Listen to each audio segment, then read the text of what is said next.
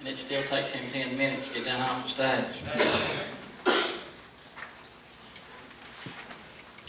I appreciate y'all letting me have the opportunity to come back. It's not been that long, but it's been long too. Mom said, now you better bring them kids.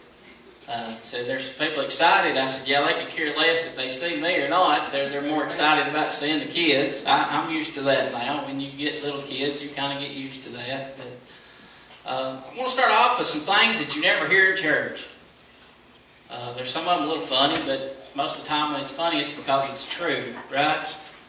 Since we're all here, let's start service early. We don't ever hear that, do we? Personally, I find witnessing much more enjoyable than golf. Something that we don't usually hear. I volunteer to be the permanent teacher for the Sunday school class. That's not usually something we typically hear. I love it when we sing hymns that we've never heard before.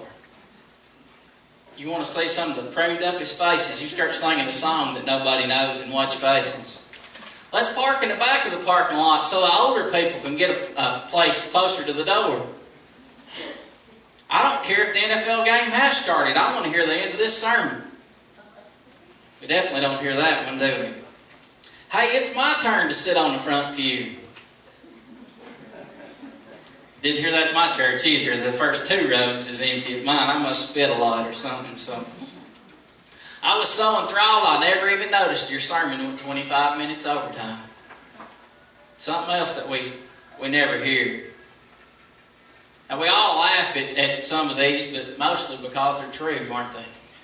Mostly because they're true. We've become a selfish people, aren't we? If you think about it, all those funnies there that I told, they're based around selfishness. This morning, if you can bear with me for just a little while, and I'll try not to hold as long as I did. At my church, I was running late, if nobody noticed that, and I started at 9:45 and didn't get here till 11. So I hope you packed a lunch. But this morning we're going to talk about drive-through church. A drive-through church. We've become a drive-through society, haven't we? And when I say a drive-through society, that means we want what we want when we want it. Have we become that way? This is yes, no, right? We've become that way, haven't we? We've become a society that wants what we want. And if it's not something that we want, we're not going to partake in it. We come out of the womb that way, didn't we? If you think about it, think about when you had a baby, or I'm sure you probably can't remember when you were a baby, at least I can't. We came out of the womb selfish. We started crying until we got our way, didn't we? Usually when we were crying as a baby, it's because of something that we wanted. It was because our diaper was wet, or our belly was growling, or something. It didn't matter that Mom had been up all night with us, or Dad had got up 4 different times and changed our diaper. We want what we wanted right then as babies. Now, as you become a little older, you get into the toddler stage and you start learning to share, but you're still pretty selfish. That's when you start the expecting it stage, right? When you're toddlers, you start the expecting it stage. You're going to expect that when it's time to eat, that you're going to have food there. You're going to expect when you walk into your room that there's going to be a bucket of toys there for you to play with. Or when you get up and you want to turn on SpongeBob or whatever when you become a toddler, and you're going to expect that TV is going to work for you. As you get a little older in the school age, you're talking about the 8, 9, 10-year-olds, it's still all about me. Right? If you don't remember, I'll let you have mine for a couple of days and you'll realize that it's all about them. But they're still expecting it. And then when they become a teenager, ooh, mercy. I almost got an amen out of Amanda right there. It's even more so about me then. It's even more so. You know, they hold that hand out and expect a $20 bill or 2 20s to be laid there so they can go to the movies and get something to eat. They don't really typically think about how long it took you to work to get that $20 bill and what you had to go through to get that $20 bill that you've laid in your hand. Right? I can see the parents that's had teenagers not too long ago. They're giving me the big and the teenagers are sitting there like, whatever. Don't worry, teenagers, I'm getting the adults back right here. We like to think as adults that we've overcame the selfish obstacles in our life. But guess what? For the most part, we're still pretty selfish. Think about it. We're still pretty selfish people. The sad part is we brought it to church with us. The sad part is we've brought it into our churches. We've become a selfish church. And when I say become a selfish church and a selfish people, I want to tell you a story. I was in Walmart the other day. Well, it's been a little while back. But I walked through the store and got what I wanted. Got up to the checkout aisle, and in front of me there was this little kid, and I mean throwing a fit. He wanted what he wanted, and he was wanting some candy. And I was standing there in the line looking, and buddy, he was down on the ground just a-kicking and a-screaming and throwing the awfulest fit you ever seen in your life. And I'm thinking, was that the same sweet little kid that I seen riding on the cart going around earlier? And I'm thinking, boy, I wish my kid would stand on the cart like that instead of turning over half the aisles and everything else when I'm going through. And we got up there, and I thought, boy, that is that same little kid. And that kid was throwing a fit, and here I am cheering in my head, or at least I hope I was in my head. I hope I wasn't saying it out loud. And I'm like, don't give in. Don't bust his hind end. That's what that kid needs. He needs to see his britches dusted. That's what he needs. Give him that. And I kept thinking that. I'm cheering this mom on my head. Way to go, Mom. Hang in there. You ain't giving in. Stand strong. And about that time, she reached back on the shelf and picked the candy up and handed it down to the little kid. The little kid smirked, laughed, and opened his candy up and started eating. Of course, by that time, I've made eye contact with this kid.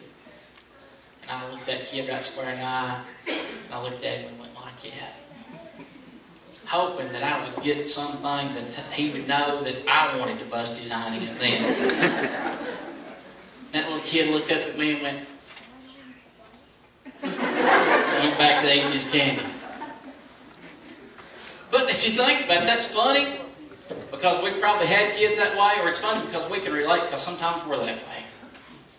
When we don't get what we want, barring the kicking and screaming on the ground, I hope, we kind of act like that. We'll stub up and get hateful and just say, well, we ain't going to participate in that. It ain't going to happen. We ain't going to do it. Let's have one of those get real moments. You guys remember those? It's the time where you get real with yourself and you can raise your hand. It's okay. I'm not going to judge you. He's the one, and he already knows you do it anyway. But I just want to see if you want to be honest. How many of you have ever been upset because you had something planned after church and it ran over a little bit and you was going to be late? Has anybody been upset over that? I've been upset over that a few times. Even here with Dad, going long-winded, and I'm thinking, man, I've got plans, and he usually gets out about 10 till, and it's already 12 o'clock. My goodness, what's got into him? I never stopped to think for a minute, hey, maybe God showed up. It's okay if God shows up. That's what we want to happen. If God shows up, if you catch yourself caught up in what God's doing in your life, you won't even realize what time it is. You can take your watch off and say, forget about it. When He gets done, I'll be done. We can enjoy it if we allow Him to work in our lives. We don't have to worry about what time it is. We're on God's time. Here we go. How many of you ever been upset with the preacher because you thought he was getting just a little bit too personal? Anybody ever been that way? Mickey's raising his hand. I'm sure when we thought we were sinners that we went to church the first time and the preacher started preaching. I'm going to pay attention to the time because I know you may have something to do after church. Just joking. Have you ever been that way? Thinking, my goodness, is that preacher stalking me and seen what I done? Seen how upset I got, me and my sister got into it, or me and my brother got into it. Was he there watching that? Was he there when how did he get in my head when I was thinking them ugly thoughts about what I'd do to them if I got my hands on them? You ever been that way? I've been that way. Church, this morning we become selfish. We become selfish people because we're thinking more about what God's not necessarily what God's wanting to do for us. It's what He's wanting to do in us. Ain't it? It's what He's wanting to do through us. Talking about the preacher getting a little personal. There was two elderly women, old southern women. You know, like the grannies, it didn't care a bit to holler out amen when the preacher got to preaching good and strong. And so there's a fiery preacher there, and the preacher condemned the sin of stealing. Them two ladies cried out at the top of their lungs, amen, brother. When the preacher condemned the sin of lust, they yelled, "Preach it!" And then when he got on to the sin of lying, they jumped right up and said, "Tell them, brother, tell them like it is." And then he looked up and condemned the sin of gossip. And two little ladies sat right there, and one looked over at the other and said, "He's done with preaching and got to meddling now." But that's the way we are. If it's a sin that we think we're guilty of, then he's getting a little too personal. But if it's something that we're not guilty of, we're thinking, let him have it. We're selfish. We think that God don't know that he has a sermon for us and he's wanting us to measure up to this boy. God knows all. We can't trick him. We can't put one over on him. You might could put one over on me, and it's pretty easy to do. But you can't put one over on him. Your selfish desires of whatever it is in your life, you can't fool him. He knows what your motives are. If you've got your Bibles, you can turn me over to Proverbs chapter 29. Proverbs chapter 29, and we're going to read about 5 or 6 verses here. We're going to start in verse 18.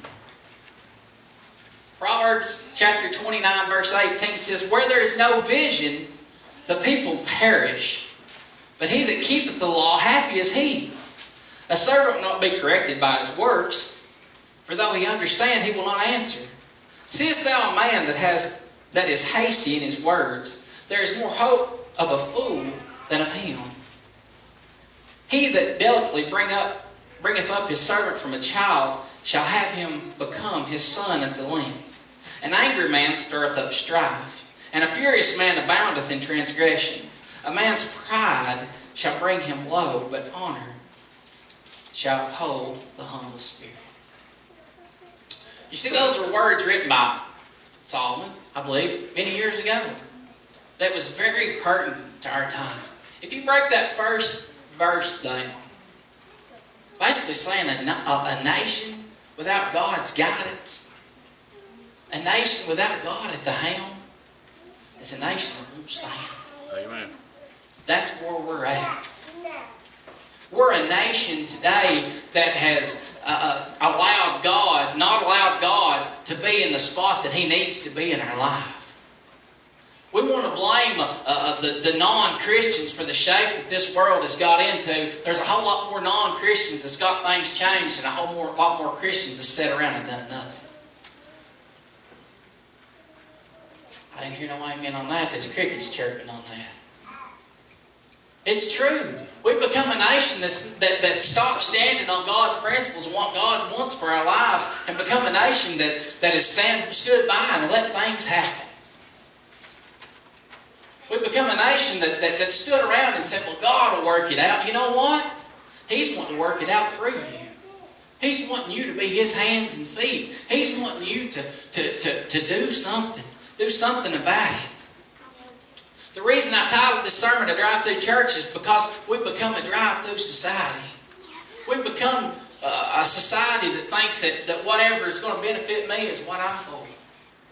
Whatever is going to benefit me, I'm okay with. As long as it don't require me to put myself out any, let her roll. Haven't we? Yep. That's how things have become in the shape that they're in right now. We decide what we want when we want it. See, there's coming a time, church, that we're going to have to really focus in on what God wants in our lives. There's coming a time, and in the time is now, that we're going to have to focus in on what God wants us to do. Let him be the potter for a change. Let him be the one that molds and makes us and puts us in the shape that he wants us in, instead of us picking our own path, whatever's comfortable. You see, Jesus is calling for us to be like Peter. He's wanting us to step out of the boat. He's wanting us to step out of the boat and keep our eyes focused in on him. You see, far too often we have what Abby calls old shiny disorder. It's like ADD. Right? We get focused in on God, maybe for a good church service. We get focused right in on him. And something happens over here that looks a little bit more enticing, and we're right over here. And when we take our eyes off Jesus, what happens to us? We start to sink, don't we? We're no better than Peter. When we take our eyes off Jesus, we start to sink. And that happens far too often. Everything will be going good. You see, the devil is not all-knowing like God is. He's not all-powerful like God is. You know how much power the devil's got? Just as much as we give him. That's it.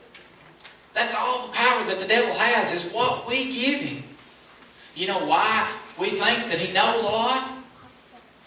It's because we allow him to watch our behaviors a lot. We allow him to stick around in our lives too closely. We allow him to stay right there just close on the sidelines, because I'm not going to lie. Sometimes committing a sin is fun for a season. Right? Well, I ain't going to get some of the old folks to agree with that. Sometimes committing a sin is fun for a season. It's fun while you're in it. I'm not going to lie. I'm going to admit that. Sometimes doing things that you're not supposed to do, it's fun for a season. But if you've got Jesus living down inside of you, it's not too fun after you commit that sin. Because I guarantee you, He's told you not to do it before you've done it. And just like your mama and daddy, if you went ahead and done it anyway, you're liable to get your legs dropped. And if you've ever got a whooping from Jesus, it hurts a whole lot more than the whelps Mom used to leave on the back of my legs and them switches. Yep. It hurts for a whole lot longer. You see, we become selfish.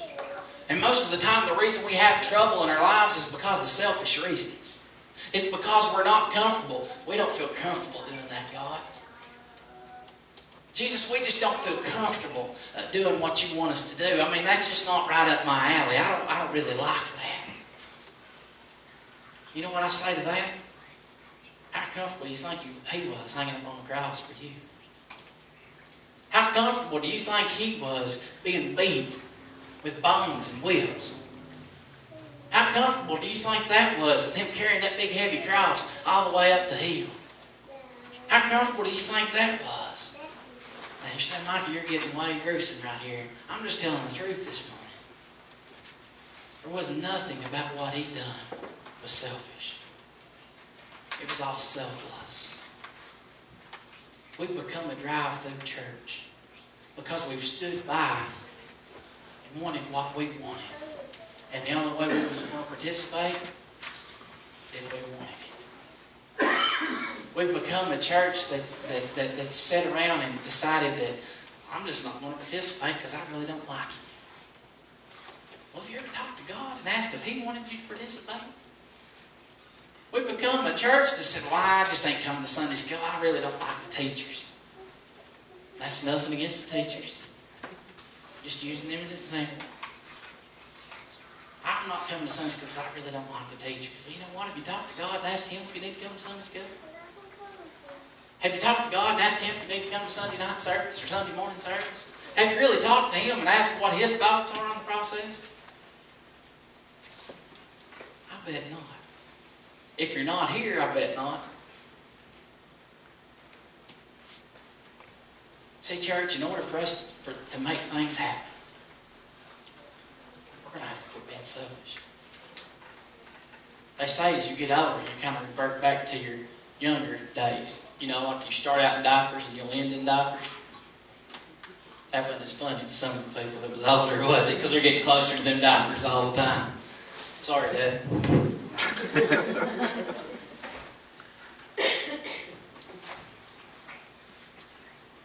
But these verses basically tell us, when you break them down, when you break those verses down, they basically say a nation without God's guidance can't stand. We're seeing that in action right now, aren't we? We're seeing that every time you turn on the TV. Just last night, another officer shot in Memphis on a routine traffic stop. A nation without God's guidance can't stand. Folks, I'm not a doomsday preacher, but it's getting close.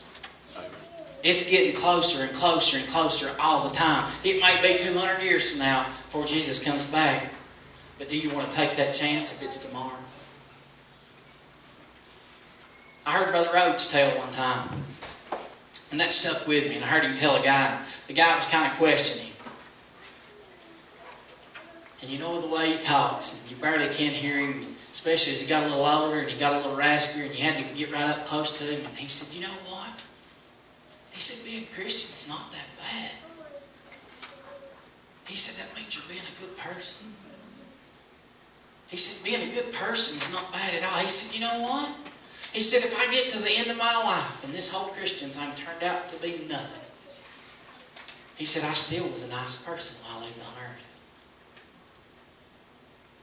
And I believe, like I believe, and if I turn out to be right, I'm going to heaven.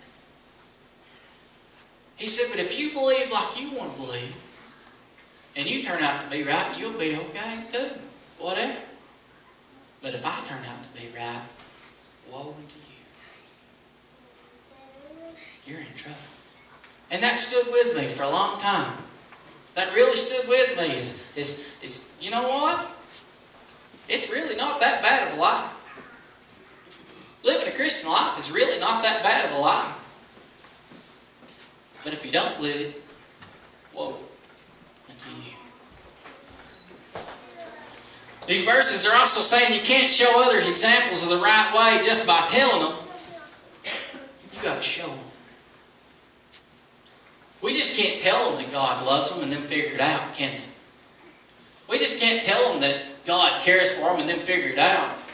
We've got to show them that God loves them and that He cares for them. We've got to show them that He died for them and that He wants them to be part of His family. We want them to be part of our family. It's also saying, and I said this morning, this is my favorite part of it right here. Quit doing stupid stuff. If you break that down, just quit doing stupid stuff. How many's guilty of doing stupid stuff? Hey, we're going to mess up, right? That's just part of it. That's just part of being human. We're going to mess up. But quit doing stupid stuff that causes you to mess up when you know you're going to mess up when you do it. That's the stupid part about it. Let me tell you what else is stupid. I've said this here before, and I'm getting on this stupid because I like to say that word. Say it, stupid. Say it, stupid. You didn't say it right. Stupid. Stupid. There we go. You know what else is stupid? Not being obedient to God. That's stupid. Because we all know that God has our best interest in mind, right? Yeah. He knows what's best for us. And when He tells us to do something, and we do it, that's smart. Because He's got His best interest, our best interest in mind. When we're not obedient to Him, that's stupid. Because sometimes what we think is our best interest turns out not to be at all. We get ourselves in the mess, don't we? Yeah. But if you break that down, it basically says, quit being stupid. Quit doing stupid stuff and messing it up for everybody else. Talk to God about it and let Him guide you. You see, I have a belief that everybody here at this church has a purpose. Everybody here at this church has a job to do. And if you're not doing that job, it gets everything out of time. You ever heard of an old truck that's not in time, it's not running right? You know, you're kind of afraid to drive it, afraid you'll be hoofing it before you get to town, one of them type deals. But when everybody works together and everybody's doing the things that they're supposed to do, man, it'll run like a singer sewing machine. Everything will just be going like it's supposed to go, and the God will be working, and you'll be obedient, and He'll be doing things in your life and your church's life, and things will be growing great. And then we do something stupid. We get that old shiny disorder, right? We've stepped out on faith. God's called us to do something. We've stepped right out on faith. And we're walking along. And something catches our eye and we start sinking and drifting. That's stupid, ain't it? When we take our eyes off Jesus, we start wavering away and we start sinking, fading away from Him. And one of the things is saying if you continually give in to that fit-throwing kid, basically like I saw in Walmart, if you keep giving in to that fit-throwing kid, he turns into what our nation has turned into today.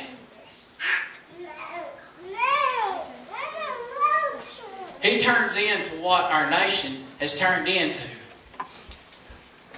We've become an expected nation, haven't we? We expect somebody else to take care of us. We expect somebody else to provide for us. We expect somebody else to do this for us. And we expect somebody else to do that for us. Let me tell you something. If you're expecting somebody else to get you into heaven, you've missed the boat completely.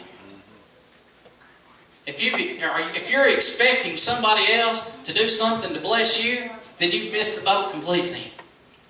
Because you're going to have to be obedient to what God's called you to do in your life. And that's how you're going to get blessed. That's how you're going to get into heaven, is being obedient to Him.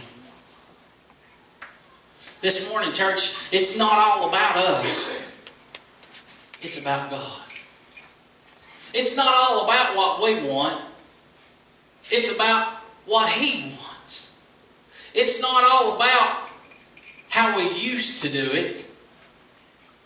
It's about how God wants it done. It's not all about, now right here's the toughie. It's not about what can the church do for me. That's what we've got people looking for in churches now. When they go, they feel that God's calling them to leave the church or whatever, or move to a different church, they're going in looking at what can the church do for me. Well, I really don't like those songs. It's just not doing it for me. I really don't like that preacher. He's just not doing it for me. You see, we become a church that's all about what can the church do for me instead of what it should be, what can I do for the church? You see, if things are not going, that song's just not as good, I just really can't worship to that song. I just really can't worship. Well, was you in a place to be worshiping anyway? I really just can't get into that teaching. Well, you know what? If you'd have thrown your 2 cents in, it may have been a whole lot better lesson. Right? It takes more than one person's 2 cents to add up to $1.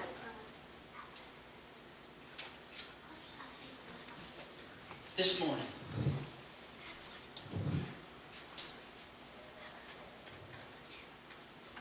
it's time for us to quit going through the drive-thru.